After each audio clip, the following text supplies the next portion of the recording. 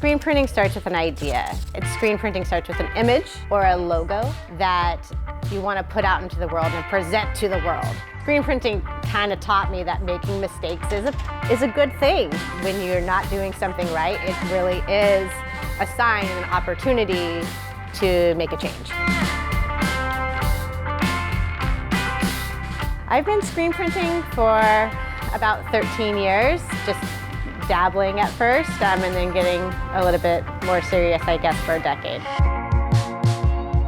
My husband and I started screen printing out of our tiny Chicago apartment. We just kind of kept at it, and then people started learning that we were screen printers and asking us to screen print stuff for them. So we did, and we just decided to keep going, and it grew and it grew and it grew. And now we have 15,000 square foot custom print shop out of Chicago, Illinois. Pretty much a full service custom print one-stop there in Chicago.